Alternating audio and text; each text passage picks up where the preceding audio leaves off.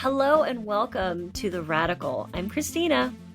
And I'm Nicole. On our podcast, we delve into the roots of metaphysical wisdom. That's right, Nicole. Our podcast is all about exploring those fundamental truths and practices that nourish your mind, body, and spirit. Yes, Christina, we want to make metaphysical concepts easy to understand and accessible, especially for those who don't have a ton of time to do all the research. Right? We'll do the research as well as share our experiences and perspectives, hoping to empower you, our listener, to find balance and magic in your day-to-day. Inspired by the essence of the word radical, proceeding from the root, let's explore the roots of well-being and self-healing together. This is The Radical with Christina and Nicole, two metaphysical girls in the material world.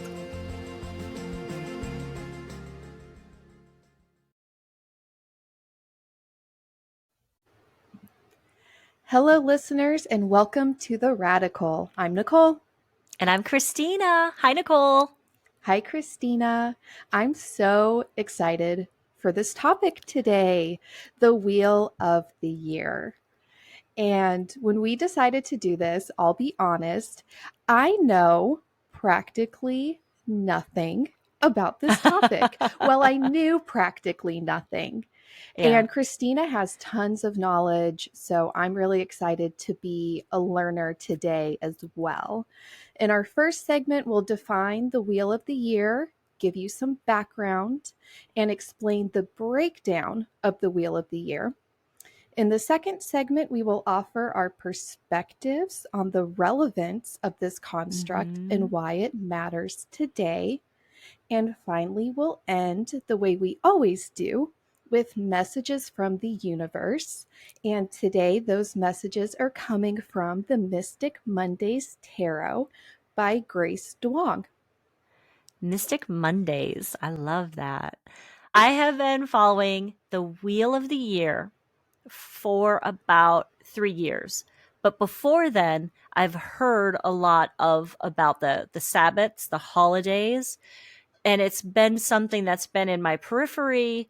And then I just kind of found I have to remember the book. It'll come to me as we're going through the podcast, that really made the Wheel of the Year accessible to me. And that's the whole point, is making explaining it, what it is, why it is, where it came from, and what it can mean to you, and making it accessible, because it felt very otherworldly when I first heard about it. Yeah, that idea of personalizing the Wheel of the Year for you was heavily emphasized by nearly everyone that had put material out about the Wheel of the Year. It's really something that I took away. How do you make this your own? And I remember what it was. It was a calendar I had from Llewellyn's witchcraft calendars. I'll take a picture of my old ones and we'll post it. But that was my first introduction to how to follow the Wheel of the Year. Just to get started, I thought it was important to define paganism, because that word does come up with the Wheel of the Year. So paganism is a nature worshiping religion. It is polytheistic, which means a belief in multiple gods. It is also pantheistic, which means the belief that God is in everything, that God is embedded in nature and in everything that surrounds us. Pagans believe that we can interact with spirits directly, and therefore we can have an impact on the manifestation of reality. Pagans have reverence for nature and all tangible things because of the belief that spirits dwell within all things. Oh, I like that. I like it too. Paganism comes from the Latin paganos, meaning farmer or countryman.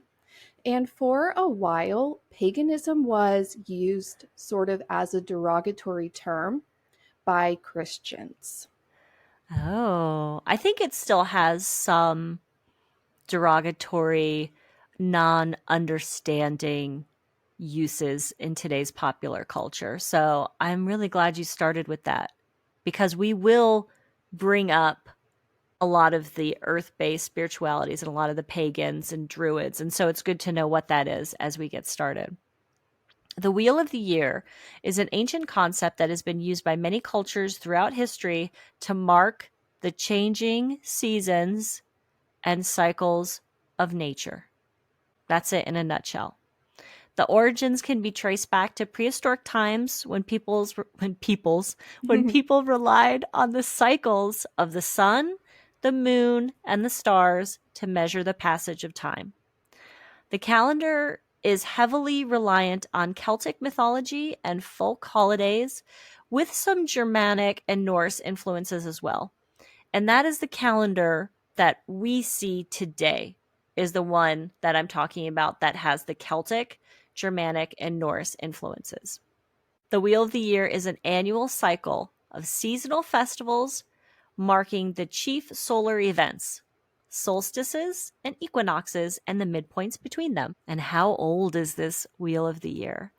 I don't want to say the modern Wheel of the Year, but that's technically what it is. The one that we're talking about right now, that if you did an open source search, Wheel of the Year, what you would be looking at is the wheel that was developed through the 50s, 60s, and 70s by the pioneers of the Wiccan community, modern witchcraft community that drew on the customs of those various pagan traditions, the Celtic, the Norse, and the German.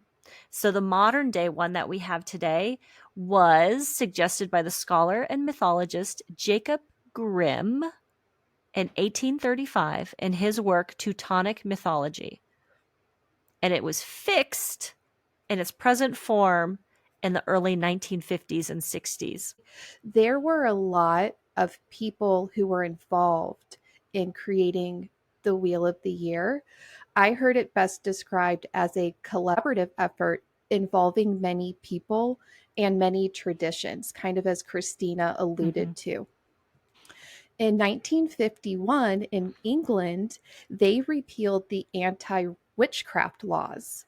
So this really allowed the Wiccans and the people working on the Wheel of the Year to take this material public without the fear of being prosecuted. So I found that really interesting that in 1951, they still had those anti-witchcraft laws on the books. Oh, I'm sure that's why the Wiccan religion really organized and took off during that time frame. Oh, I didn't know there was that was because they repealed the law. Yeah, that was so interesting. So I think, yeah, that was really a catalyst. So what is Wicca? Wicca is a religion based on nature, characterized by peace and harmony. The Wiccan framework is based on a couple of points. The first one is the Wiccan read, if it does no harm, do as you will. In Wicca, it is unethical to curse another person because that would be doing harm. Another component of Wicca is the dual godhead. So this is represented by the god and goddess. Those are embodiments of masculine and feminine energies in the universe. In Wicca, the exact deities that you would worship are of your choice. And the Wheel of the Year is part of Wiccan practices. It's kind of also standalone. You don't have to be a Wiccan practitioner to use the Wheel of the Year. It's available to everybody. Mm-hmm. And that's what I have here for the next point is who uses the wheel. And I have generally, it could be anywhere from non-religious earth-based spirituality, neo-pagans, pagans, Wiccan, contemporary magical community, witches and wizards, and druids.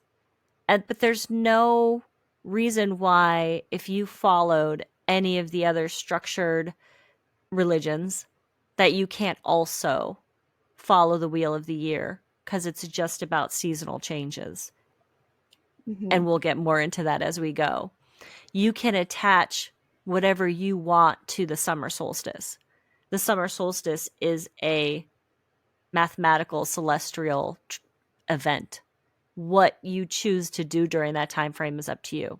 But we'll talk about drawing on the traditions. And the festivals were originally celebrated, and the wheel of the year was drawn on cultures from the middle latitudes and the northern hemisphere.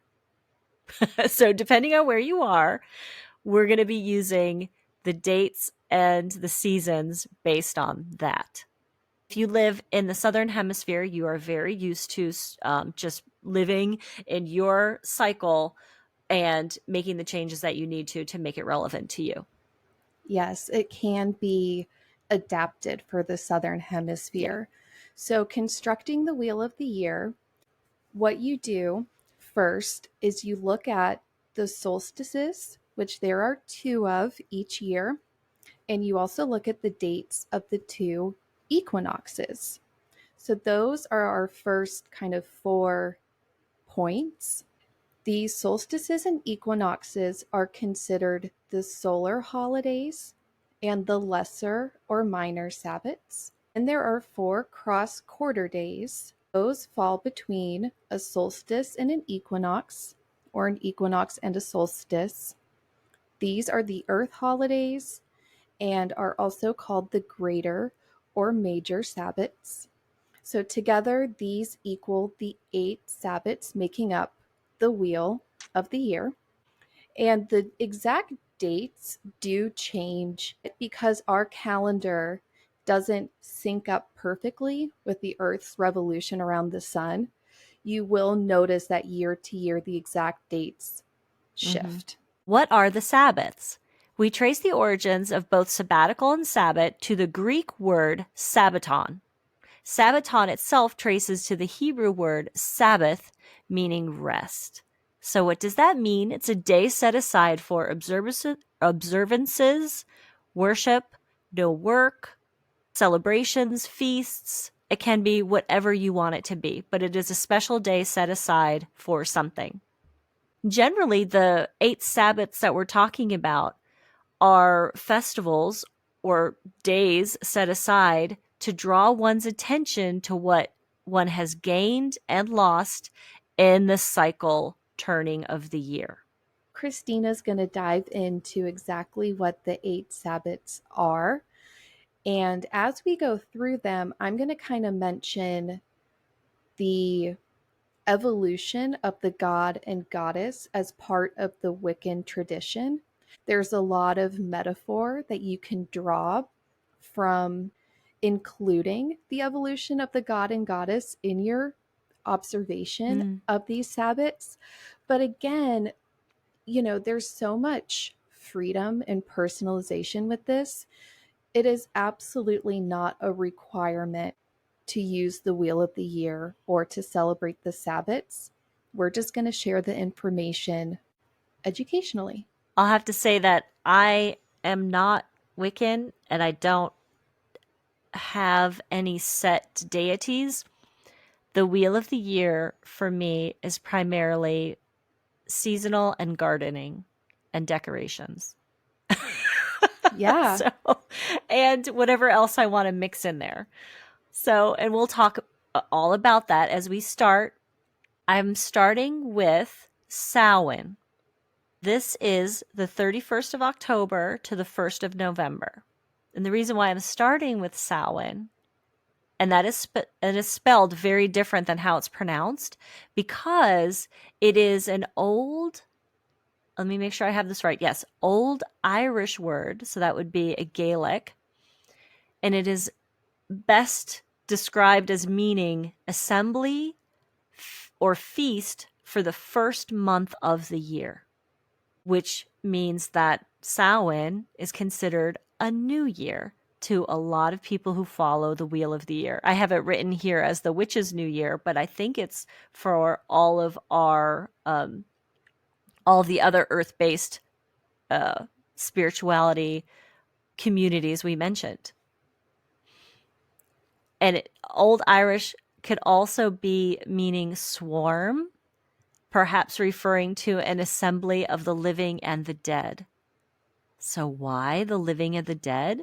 Because it's believed that the veil between this world and the afterlife is at its thinnest point of the year at Samhain, making it easier with those who have departed. So we celebrate the lives of those who've passed on. It often involves paying respect to ancestors, family members, elders of faith, friends, pets, and other loved ones who have died. Aligned with the contemporary observance of Halloween and Day of the Dead, which come from other cultures and came from other reasons of celebrating. And in some traditions, the spirits of the departed are invited to attend the festivities. This is an example of a cross-quarter day because this falls between the fall equinox and the winter solstice. Mm-hmm. As Christina said, the veil is thin, so some kind of themes around this festival are, like we mentioned, honoring the dead, honoring death itself as sort of a necessary process in life. This is also about letting things in your life fall away. It's about letting go, asking yourself, what can I allow to die? At this time of year, the god is actually in the underworld. So he is considered at this time to be dead. Later on, he's reborn, but at this time in the Wheel of the Year, he's in the underworld. And the goddess is in her crone form. And this is the very end of the harvest. This is considered a fire festival. As Nicole said, it's a major Sabbat. So celebrate by having a fire, clearing out your garden, and burning all of your garden stuff. I'm not an organized witch by any means or anything like that, but one of the traditions I've adopted from the witchcraft community is you make a new broom from all the things that you gathered throughout the year. So I trim all my herbs and I dry them, and then that's the sweeping part of the broom, and then I go out into my yard and I find a handle, and then you burn your old broom. So you're creating your intentions for the new year by representing all the work that you've done, and then you're letting go of what you did the previous year. I also like to set an ancestor table setting specifically with items and things and anything that reminds me of my departed ancestors. That's really lovely. I've been doing that for about 3 years, and I truly find a lot of healing and inspiration and connection from doing it. Yeah. And now the whole family kind of gets involved with it too. They all know what it is, and sometimes they drop little things there. So it's a whole end of our dining room table is the ancestor setting. Moving on to Yule. Yule is the winter solstice. 21st of December, usually, could be a little bit before or after. And the winter solstice is also called the hibernal solstice. This is midwinter. It's recognized as a significant turning point in the yearly cycle. And ancient megalithic sites like Stonehenge and Newgrange were aligned to line up with the winter solstice and also the summer solstice. But those huge rings of stone that are still present today, and also huge rings of wood that they're discovering more and more, were lined up to observe these celestial events. And Yule, the word, it can be traced back to Germanic and later Northern European winter festival of the same name, and it means feast. Yule is feast. And this is an example of a solar holiday, a minor Sabbat. The themes are the returning of light, rest and renewal, quiet time, introspection, setting intentions for the upcoming year. The traditions of gift giving and decorating a tree this time of year are actually rooted in pagan customs. The goddess is shifting during this time of year from crone to her mother form, and she has given birth to the god that has been in the underworld. He is now being reborn, and he's an infant at this time. I love the winter solstice. I love Yule. In my mind, I think of how nothing is growing and how you're just so ready to have a reason to celebrate during these dark times of winter. So the winter solstice is right there, and you know the days are getting shorter and shorter and shorter. And then you have the shortest day of the year, the least amount of sunlight, and then the sun comes up the next day. Isn't that a cause for celebration right there? That the winter is over. The days are getting longer. We survived the winter. I wrote down here the reversal of the sun's ebbing presence in the sky symbolizes the rebirth of the solar year and the return of the fertile seasons. And you mentioned this about Christmas trees, but it totally makes sense to me to celebrate by bringing in sprigs and wreaths of evergreen, which evergreen trees, holly, ivy, mistletoe, Yule, pine, bring it into the home and decorate it with lights and candles and, colorful things, red and green, because the winter is over. We did it. We survived it. The days are getting longer. It's such a pretty image. Yes, I the love wreaths Yule. And the lights and the candles. Which brings us into Imbolc, the 1st of February. And this is an earth festival, fire festival, and a major Sabbath. Imbolc means in the belly and refers to the pregnancy of the ewes, the female sheep, right? Yeah, sheep. I almost said goats. Pretty sure sheep. Female ewes at this time of year. So this is one of the traditional Gaelic seasonal festivals, and they had some agriculture, but there was a lot of shepherding, lots of animal husbandry. So Imbolc means the time to celebrate because your livestock has gotten pregnant and you're ready to start the next year, the next life cycle. It's also traditionally marks the first of the spring stirrings of life. It's time for purification and spring cleaning, anticipating the new cycle. This time of year is aligned with our Groundhog's Day. Oh, Groundhog's Day. With Groundhog's Day, we're assessing whether or not we have 6 more weeks of winter. So again, kind of the first stirrings of spring, perhaps. And the goddess at this time is in her maiden form. She's recovered from giving birth, and the god is still a child, but gaining more strength. And my celebration of Imbolc is lighting candles, lots and lots of candles, having a fire. It's either feast or fire with the festivals. Do you notice that? You're having a feast, you're having a fire. And if you can go outside and light a fire, this is the spring cleaning. Again, cleaning out the house.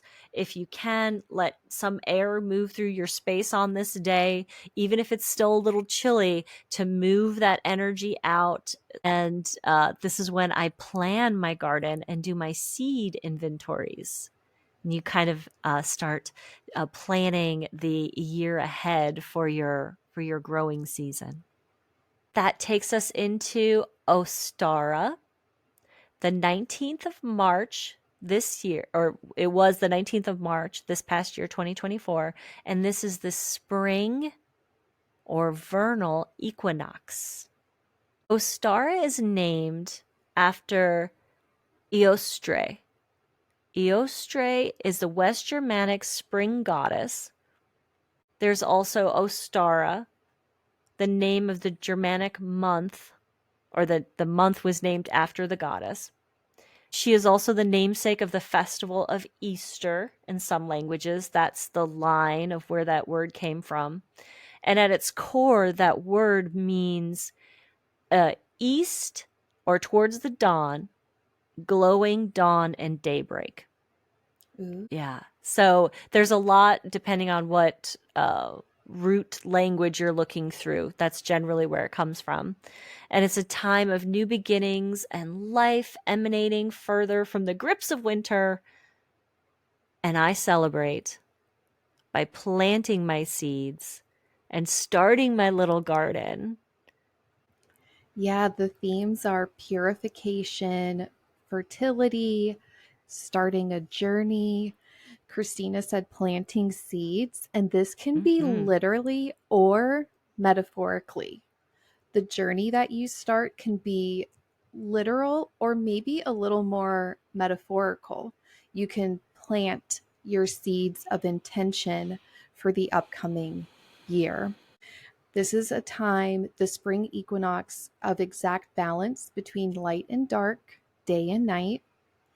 And the symbols are of painted eggs and rabbits, which sounds a lot like Easter, but these are originally pagan traditions. Do you know the story Tell me. of the goddess that we just mentioned from the West Germanic spring goddess, o- Ostara or Eostre, she wanted to save the life of a bird that was injured. So she was using her magic to save the bird by turning it into a rabbit so that it could survive what was befalling it. I don't have the details. So she changed the bird into the rabbit and it survived. Success. But the rabbit continued to lay eggs because it was still at its core who it was a bird. So that is where the egg laying rabbit came from, is from the goddess Ostara. I knew there or was a or story. Easter. It's also pronounced Easter, as you know. I'm Mhm. kind of playing with like the vowels that are in here, but that is the goddess Easter. And I mean, it has been such a part of growing up and the imagery we see during that time of year. And it wasn't until last year that I actually came across that story, is that's where it actually came from, is she was saving the life of the bird by transforming it into something else, which is kind of interesting because it's also the season for seeds to turn into plants. So I'm sure it has something to do with the transition of one thing into the other. Mm. Next is Beltane. Beltane is the 1st of May. It's a fire festival. This is one of the 4 traditional Gaelic seasonal festivals. So that's where we're getting the roots from. So Beltane in that language means bright and shining fire. So it's a festival has continued in Europe and across America, commonly referred to as May Day. Well known for maypole dancing and crowning of the May Queen, and also huge bonfires.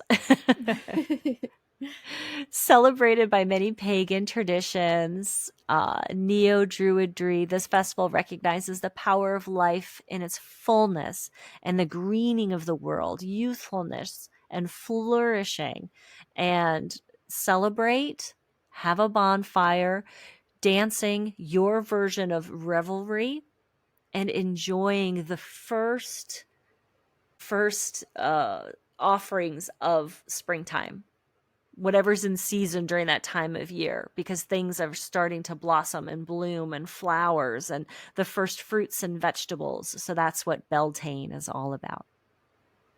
It's also the theme of masculine and feminine energy coming together.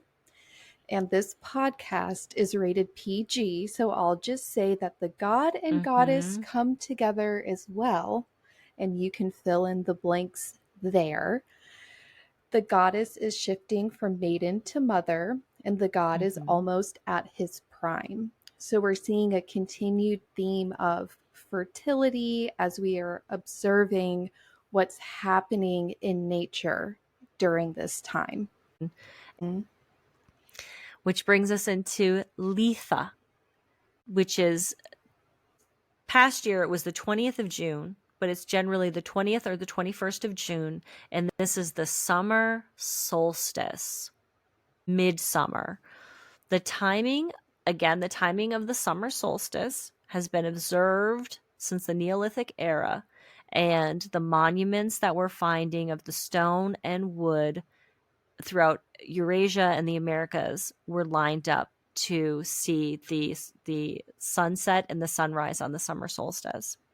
Litha is from the Germanic language, roughly referring to the months or the times of the year of June and July. The sun is at its greatest strength, and it is greeted to celebrate this holiday.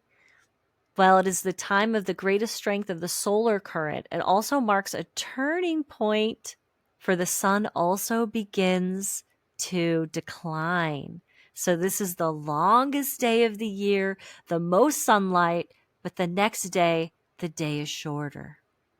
So right at that midpoint, you're celebrating the height, but then also the slow decline into the next season. I've seen, it always comes across my social media to look at the pictures of the Neo-Druid celebrations at Stonehenge. Have you seen that? Yeah. It is a huge gathering of people, and they're allowed to use Stonehenge during, and I'm sure they use it for the other events, but that is the one that gains the most media attention, I would say. And with the sun being at its peak, it being the longest day, the most sunlight, the god is at his prime. And this is considered a masculine energy holiday. This is really the height of that masculine yang type energy because there's so much sunlight available to us. And this is a feast festival. So you are enjoying all the fruits of the season. You could also charge yourself and charge your tools, charge your appropriate crystals and the items around you that you want to use to kind of capture the power of the sun on that day. So that brings us into Lunasa. Lunasa, which looks spelled nothing like how it's pronounced. But we'll post a little cheat sheet on social media so that you can see what we're saying and how we're pronouncing everything. Glad you're the one reading these and pronouncing them because you are right. They look quite different than how you pronounce them. Well, right before we hit record, I was practicing for you guys. I was practicing for our listeners. So this is the 1st of August, a fire festival, major Sabbath, one of the earth festivals that Nicole mentioned. And this is one of the 4 Gaelic seasonal holidays. So the word is Old Irish. And it's a combination of one of their gods, Lu. He was a master craftsman and had a lot of other characteristics, and Nasad, which is an assembly. It was the celebration of this one specific god. Well, that's what the name comes from. And then it like all things, it changes into something else. This is a harvest festival. It's a feast of thanksgiving for grain and bread. The grain and the wheat would be in season at this point. So you'd start bringing in the harvest, and you would celebrate by making your bread or your wheat-based things at this time of year and the first fruits of the harvest. Where I live, it doesn't feel like a harvest time. The 1st of August is still a very different feeling for me where I live in the country in North Carolina. So I don't generally feel like baking a loaf of bread on the 1st of August. But I get what's happening. So I make sure I go to the farmer's market and get something else that's grain based, that's in season, that I can use to kind of mark this time of year. Yeah, that's a really good point. And I heard a couple other people speaking on this topic that there are some Sabbats they do not choose to celebrate, maybe fully or at all, because it doesn't feel quite right. It doesn't fully resonate. And I would agree, where we live, this one just feels a little too soon. We're still very much in the hot, hot heat of the summer where we live. So that's where you can either choose to not celebrate at all or figure out a way, like Christina said, to modify it and adapt it to fit your community, where you live, whatever makes sense for you. But the themes of this one are gratitude and reaping the rewards for the seeds you have sown. So going back, a couple Sabbats when we were talking about metaphorically planting seeds or planting your intentions, this Sabbat could be more maybe metaphorical for you, and you focus on gratitude for what you have accomplished so far this year, and a time to reflect back and look at what has grown in your life. I wanted to say one thing. As soon as you said that, I remembered what I did this past year, that because of where we live, we do have a different growing season. So I make a point to trim up all of my herbs and flowers and prune them and clean them up. And then I burn all that away, because I can often get a second harvest on my tomatoes and my flowers, because we do have an extended growing time. So that's the time to do that. It's kind of like it's a space in between your seeds harvesting and then what's coming next. During this time, the goddess is in her mother phase, but she is also at her prime. So we just came out of the god's prime, so very much masculine yang energy, and this is more feminine, nurturing yin energy. And it is said that the goddess in her mother form is feeding her people with the bounty from the earth. So very nurturing and very loving. That's lovely. I mean, it doesn't feel like harvest to me, but this is the first harvest festival. That's what it was, the first harvest festival. Okay, which brings us to Mabon. 22 September. It is the fall autumnal equinox. Oh, Mabon, as the name of this festival or this Sabbat, was coined by Aidan Kelly around 1970 as a reference to Mabon a Madron, which is a character in Welsh mythology. So the name Mabon was taken from Welsh mythology. And the fall autumn equinox, a time of balance, this is the major harvest festival time. The 22nd of September, it just begins a kickoff of harvest, home, feast, in gatherings. We've got the German Oktoberfest, which isn't just about beer. It's also about creating and making things from all the things that are being brought in off the field. And it is a festival of thanksgiving for the fruits of the earth, a recognition to the need to share them. So there's also, Mabon also has another element of gathering community and sharing the blessings of the goddess and the gods of your agricultural communities in preparation to the upcoming winter months. I celebrate by fall cleaning, clearing, cleaning, organizing, and preparing for the upcoming winter, and also cooking, sharing, and gathering.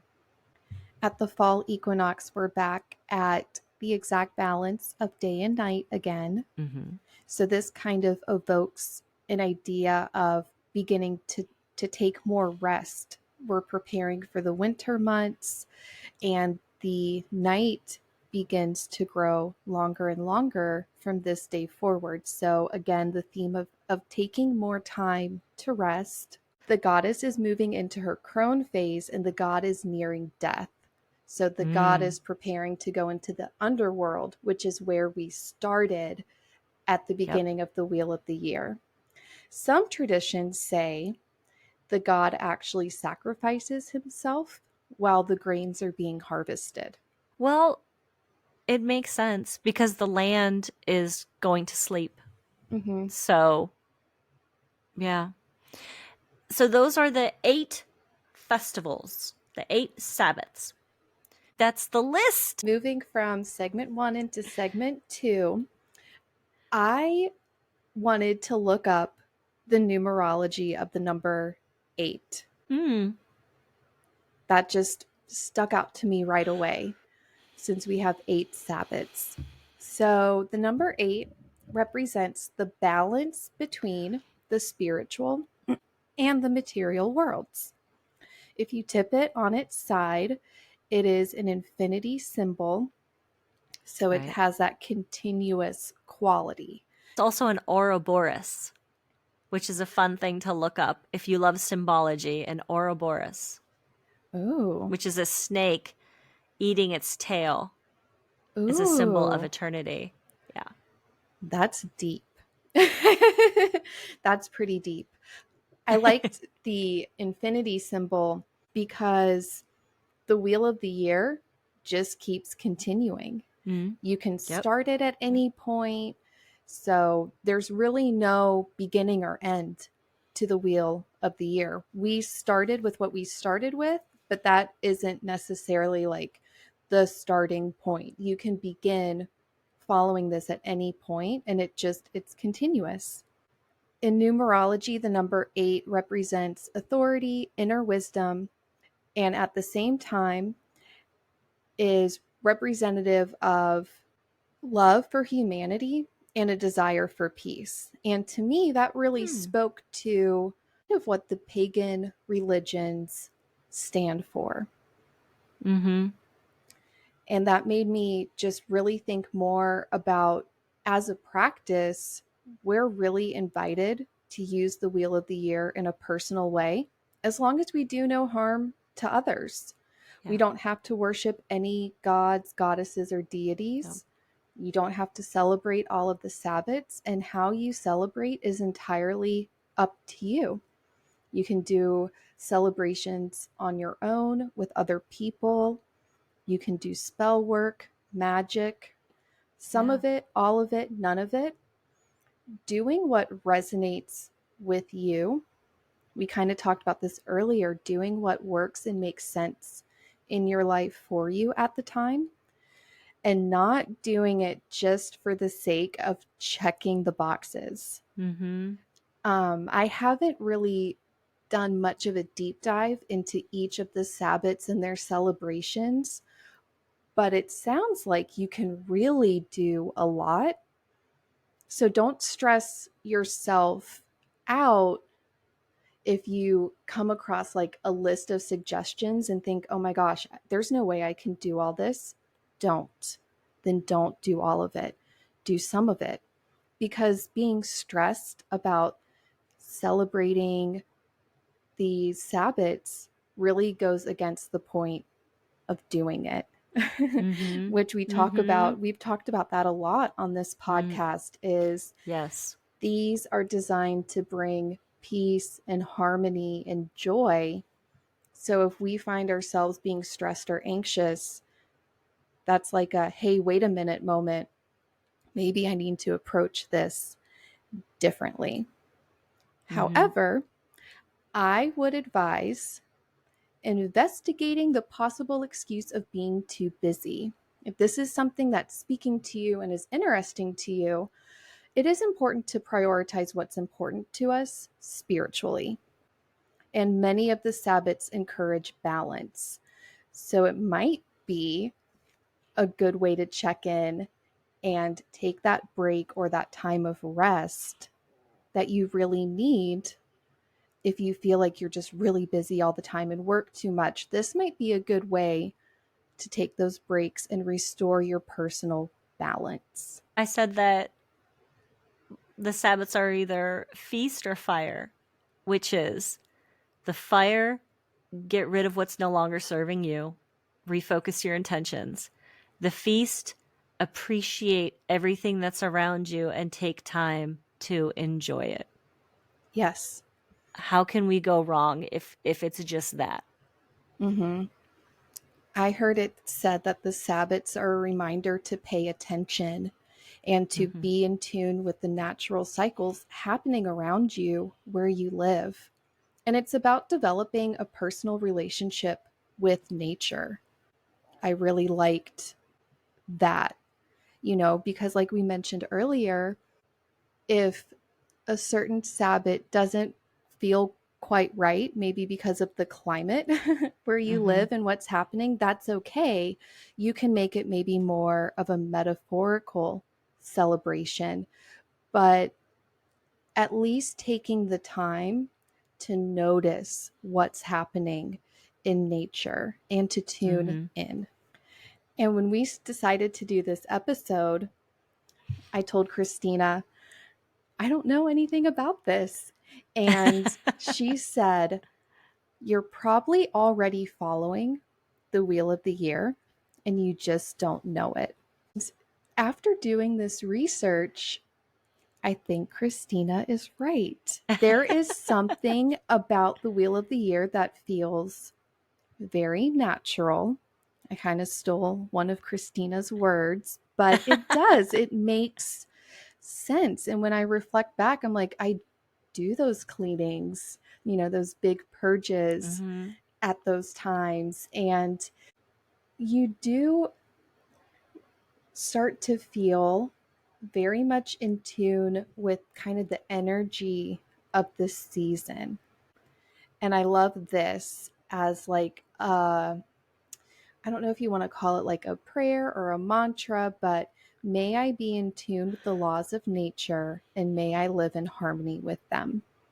Oh, I love that. I knew once you started researching this, you were going to recognize, because you spend a lot of time outside. I feel like you make a point to do something outside every day. And not that I don't go outside, but you go outside with intention.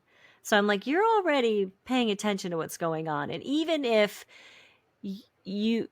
your marking or your celebration of the changing of the season is taking your coat down from the box and putting it on a hanger on your coat rack, like your jacket, you're marking the changing of the season. It's something that you're doing, or cleaning out your closet or rearranging your clothes. Like, we are all kind of doing the seasonal stuff.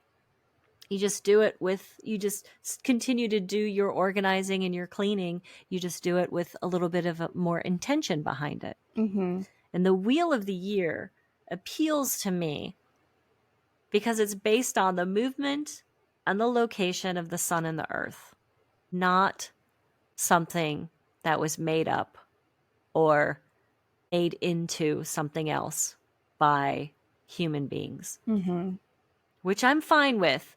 But I like this because it is based on actual movement and actual dates and actual times and mathematical. It's very mathematical. Yeah. And that feels very natural and unadulterated. Unadulterated by modern meddling is what I wrote down in my notes. Yeah. That's exactly how I want to say it. Unadulterated by modern meddling of us. And I just pay close attention to interpretations and the why behind decorate your table with acorns and sunflowers.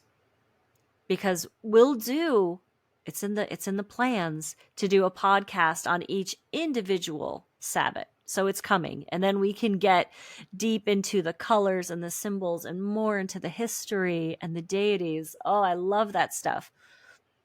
but you pay attention to what it means to you. If you don't have any sunflowers in your space, find what is in your space that marks that season for you and use that to decorate your table or to decorate the clothes that you wear that day or your personal celebration. Pay close attention to interpretations and don't be too tied to. And I pay close attention to interpretations, and I am not tied to I must have an acorn or else my year is going to be terrible. Mm-hmm. I'm not tied to any of that. I'll go out and get some persimmon seeds, as we discussed just recently, that I have collected a bunch of them, Nicole. So Ooh. every time I go out now with my puppy Michael, there's persimmon seeds, and I've been picking them up, and I have a little pile, and I want them. I want to keep them. There's something I want to do with them, and if nothing else, they're just going to mark. They're going to mark this time of year when we're doing this podcast. Michael's a puppy, and I'm first spending all this time outside, and whenever I have those seeds, that's what they'll mean to me. I love that. Yeah. Well, that's what intention is all about. Mm-hmm. Intention and paying attention. I also really enjoy reflecting and learning. I like the connections between the wheel of the year, the history, the seasons, my ancestors, and the astrological year, and Mm-hmm. how that works through all the energies and the changing energies of the year. Being connected to the earth, nature, seasons, and cycles is important to me. I want to do better for me. I like to be reminded of what's in season, fruits and vegetables. I want to be a locavore. I want to be a seasonal eater. And whenever a Sabbat comes around, there is usually for me a emphasis on what's in season. What's in your farmer's market? Go find that and make something with what is available to you in your space. I also enjoy lots of opportunities to burn the past, so I love fire festivals. Mm-hmm. Any reason to have a burn fire in my yard so I can go out there and garden and weed and do all the things I need to do. Burn the past, fresh start. Again, spending time outside to observe the trees, the plants, the deer, the squirrels, all the animals that move through my space. I mean, I just watched one of the main deer families that move through my space had twins. She's got two little ones. Aww. And I'm watching them get bigger and bigger and bigger. And you know what's happening with them. So taking time out to observe nature. And sometimes we have to be reminded to do that. And the wheel of the year reminds me at least 8 times a year to go outside and look around and see what's going on. See what's growing, see what has fallen, and see what is blooming. Yeah, that was, I think, one of my top takeaways from this. What you're saying about observing nature and observing the changes and just being Mm-hmm. outside and feeling the change in the temperature. And I am frustrated and disenchanted by the commercialization of the religious holidays I grew up with and the creation of other holidays, other in quotation marks, which I've called Hallmark holidays, but I don't know if I want to stick with that. But that's, for lack of a better term, the holidays that are man made based on commercialization of sometimes religious concepts and days and events that get turned into something else. I am frustrated by that. I don't feel connected to it anymore. I understand that because I feel the same way. Thanksgiving is a time for gratitude and abundance. And Christmas is, to me, about being with family and celebrating the people you love. And sure, there's gift giving, which I sort of feel frustrated by because I feel like it's become an obligation and people feel Yeah. like they have to buy someone a gift. And I Yeah. came across this in my research that early Christianity aligned their holidays with pagan holidays to help them win converts. They sure did. That's a So, historical fact. so I kind of see that as a coding almost overtop the original intention of the pagan holidays. Yeah.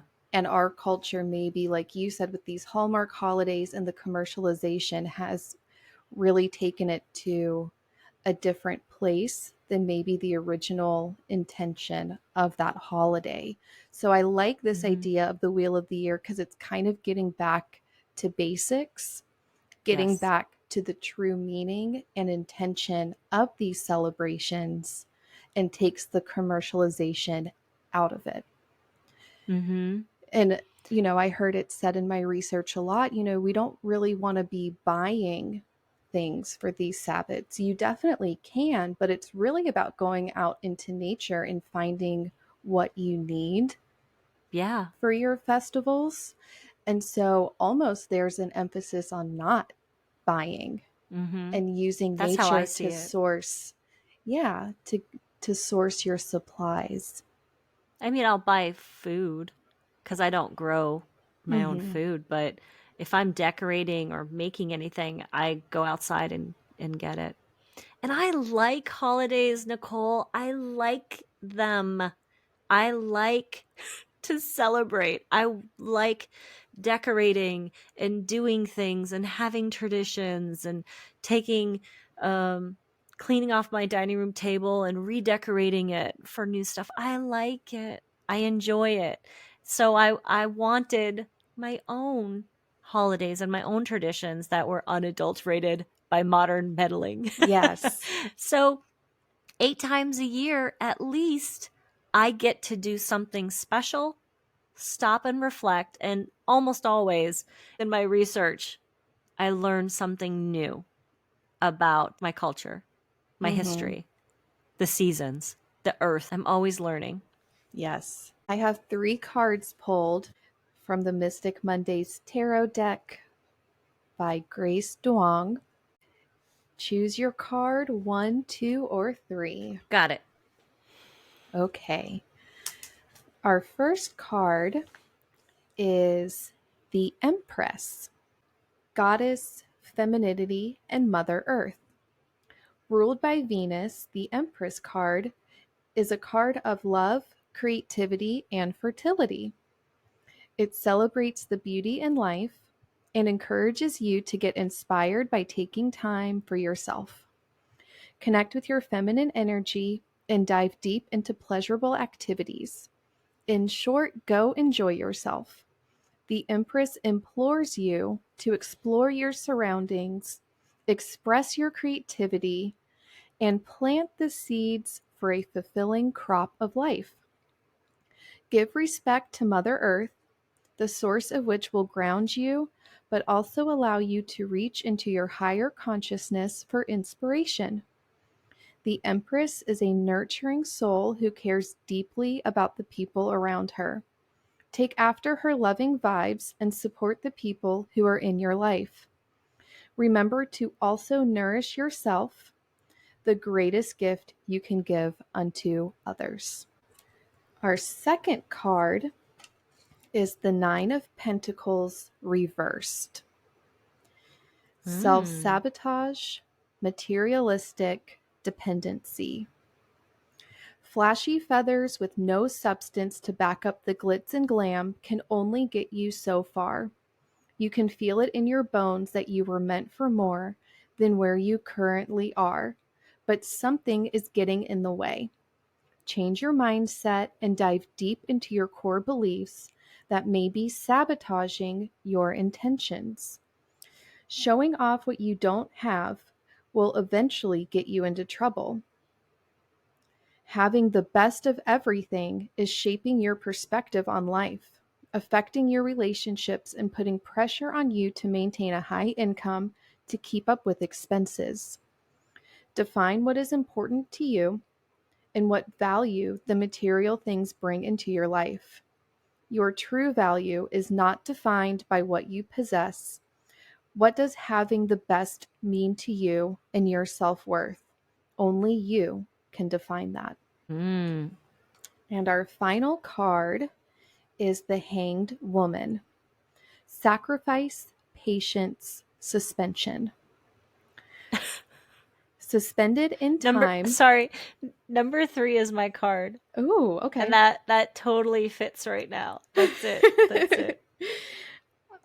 Suspended in time, when all is up in the air. This is a stage where you feel stuck between the momentum of the future and the speculation of the past. Delays and indecision are to be expected, and it is in your best interest to prolong any decision making. Think outside of yourself and try your best to see the big picture. This inconspicuous small moment could bring big impact. Feeling stuck with nowhere to go is temporary. Constant activity keeps the ego busy, but by practicing patience, you are allowing other opportunities to unfold for you. Give yourself permission to receive. Delay instant gratification and put in the time and effort so that you can see your big vision come to life. Ask yourself what tiny thing you can give up now to get to the end goal. Sacrifice small pleasures to invest in your long-term success. Love those cards. Very timely. Very timely. And we'll be posting pictures of these. This deck is so vibrant and colorful. This is my absolute favorite deck. It was given to me by a dear friend. If she's listening, hi, Liza. Hi, Liza. Thank you for listening today. We will be back next week. We'll be talking all about the moon. I've already got the moon on my mind. That sounds like it should be a song. I know. I was like, what's the next line of that song? The moon on my mind. Thank you, listeners. It was a pleasure chatting with you guys today. Everybody take care. Be safe. We'll talk to you next time. Bye.